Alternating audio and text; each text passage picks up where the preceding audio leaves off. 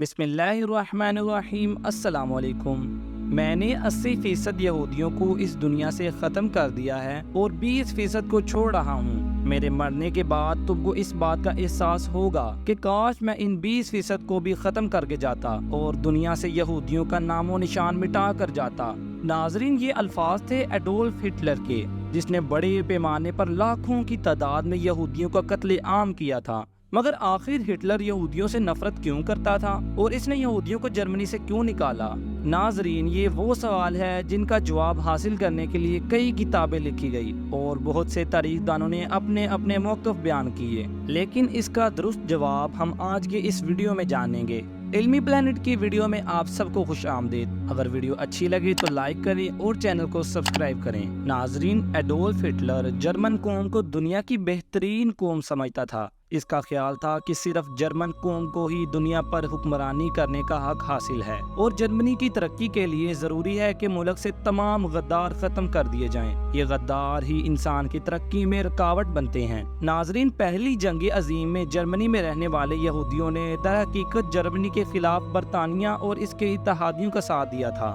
جرمنی میں رہتے ہوئے جرمنی کے خلاف کام کرنا ہٹلر کے نزدیک ناقابل معافی جرم تھا۔ وہ ان یہودیوں کی پرانی تاریخ سے بھی واقف تھا کہ کیسے انہوں نے اللہ کے پیغمبروں سے بدعہدی کی، اور ایک عیسائی ہونے کے ناطے وہ اس سے بھی واقف تھا کہ یہ یہودی ہی تھے جنہوں نے حضرت عیسیٰ علیہ السلام کو پھانسی دلوانے میں کلیدی کردار ادا کیا تھا۔ اس لیے وہ انہیں ایک بری قوم سمجھتا تھا اور دنیا کو یہودیوں سے پاک کرنا چاہتا تھا۔ اسی مقصد کے لیے انہوں نے بہت سے دستاویز تیار کروائے جن میں یہ کہا گیا کہ یہودی پوری دنیا پر قبضہ کرنے کی سازش کر رہے ہیں۔ ان دستاویزات میں عالمی یہودی لیڈروں کی ایک میٹنگ کے کمنٹ شامل کیے گئے جن میں انہوں نے پوری دنیا پر قابض ہونے کے منصوبوں کو حتمی شکل دی، اور ان میں یہ واضح تھا کہ یہودی خفیہ تنظیموں اور ایجنسیوں کے ذریعے سیاسی جماعتوں، معیشت، اخبارات اور عوامی رائے کو کنٹرول کرنا اور اپنے مقاصد کے لیے استعمال کرنا چاہتے تھے۔ دستاویزات کو دنیا کے مختلف ممالک میں شائع کیا گیا جن میں USA بھی شامل تھا۔ نومبر 1938 کی رات کو یہودیوں کے خلاف تشدد شروع ہو گیا۔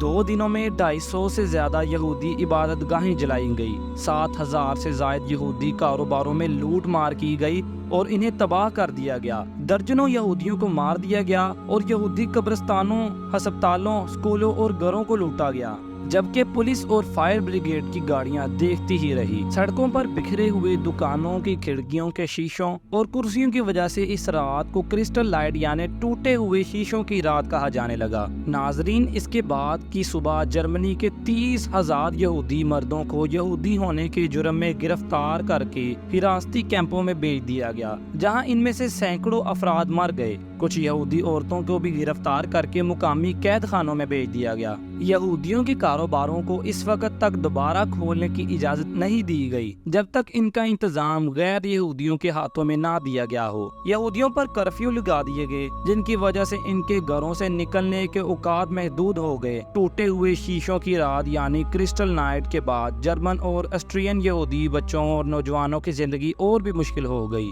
ان پر پہلے ہی عجائب گھروں، عوامی پارکوں میں داخلے پر پابندیاں لگا دی گئی تھی۔ اب انہیں سرکاری اسکولوں میں سے بھی خارج کر دیا گیا۔ اپنے والدین کی طرح یہودی نوجوانوں کو بھی جرمنی میں مکمل طور پر علیحدگی کا سامنا کرنا پڑا۔ مایوسی میں کئی یہودیوں نے خودکشی کر لی۔ زیادہ تر خاندانوں نے بھاگ جانے کی بھی بھرپور کوششیں کی۔ ناظرین، 17,000 کے قریب یہودیوں کو جرمنی سے نکال دیا گیا۔ 9 نومبر 1938 کو پیرس میں جرمن سفارتکار کو گولی مار کر ہلاک کر دیا گیا۔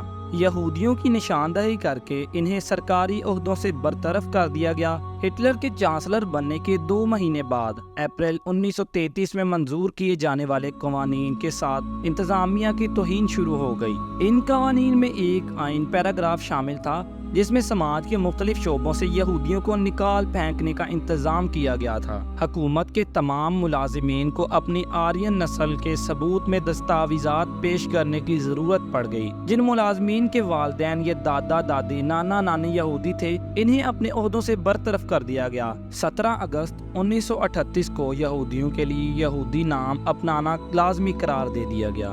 جرمنی کی حکومت نے ان تمام یہودیوں کے لیے جو اپنے پہلے ناموں سے واضح طور پر یہودی ظاہر نہیں ہوتے تھے، اپنے پہلے نام کے بعد ایک یہودی نام کا اضافہ کرنا ضروری قرار دے دیا گیا۔ مردوں کو اسرائیل اور عورتوں کو سارا کا نام دیا گیا۔ مرد اپنے پہلے نام کے ساتھ اسرائیل لگائیں گے اور عورتیں اپنے نام کے ساتھ سارا لگائیں گی تاکہ پتہ چلے کہ وہ یہودی ہیں۔ اکتوبر میں جرمن حکومت نے یہودیوں کے تمام پاسپورٹ ضبط کر لیے۔ یہودیوں کو جاری کیے جانے والے نئے پاسپورٹ پر جے کی سٹیمپ لگائی گئی، جو یہ ظاہر کرتی تھی کہ پاسپورٹ ہولڈر یہودی ہے۔ 19 ستمبر 1941 کو جرمنی میں یہودیوں کی شناخت کے لیے بیج متعارف کروایا گیا۔ 6 سال کی عمر سے زائد یہودیوں کے لیے تمام اوقات اپنے کپڑوں پر ایک پیلے رنگ کا ستارہ پہننا ضروری ٹھہرایا گیا، جس پر کالے حرفوں میں چوٹ لکھا گیا تھا، جو جرمن زبان میں یہودی کہلاتا تھا۔ اب جرمنی میں یہودیوں کو دیکھ کر ہی پہچانا جا سکتا تھا۔ اکتوبر میں یہودیوں کی جرمنی سے باقاعدہ جلا وطنی شروع ہو گئی۔ مارچ 1942 میں یہودیوں کے لیے اپنی رہائش گاہوں پر بھی ستارے کی علامت کی نمائش کرنا ضروری ہو گیا۔ ناظرین، یہودیوں کی یہ نسل کشی ہولوکاسٹ کہلاتی ہے۔ ہولوکاسٹ ایک ایسا لفظ ہے جس سے یہودی آج بھی ڈرتے ہیں اور اس لفظ کی استعمال پر پابندی ہے۔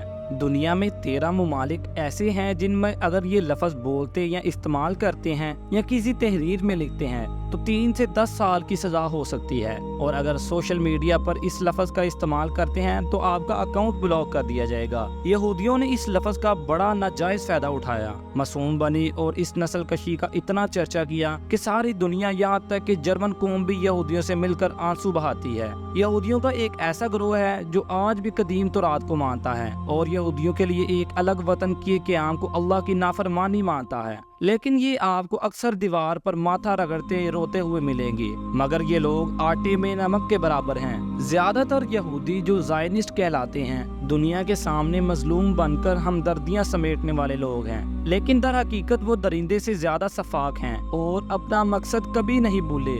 آج ہٹلر کی بات کو وقت نے صحیح ثابت کر دیا۔ یہودیوں کی جس عالمی سازش کو نازیوں اور روسیوں نے بے نقاب کیا تھا اور جسے روکنے کی کوشش کی تھی، یہودیوں نے اپنے پاؤں جماتے ہی اس پر کامیابی سے کام کرنا شروع کر دیا۔ فرق صرف اتنا ہے کہ اس بار عیسائی دنیا بھی ان کے ساتھ ہیں، کیونکہ وہ یہودیوں کو نہ صرف مظلوم سمجھتے ہیں بلکہ ان کے خلاف بات کرنے کو بہت بڑا گناہ سمجھتے ہیں۔ امید ہے کہ علمی پلانٹ کی یہ ویڈیو بھی آپ کو بہت اچھی لگی ہوگی۔ اس ویڈیو کو لائک کریں، دوستوں کے ساتھ شیئر کریں اور مزید اس طرح کی ویڈیوز کو دیکھنے کے لیے چینل کو سبسکرائب کریں۔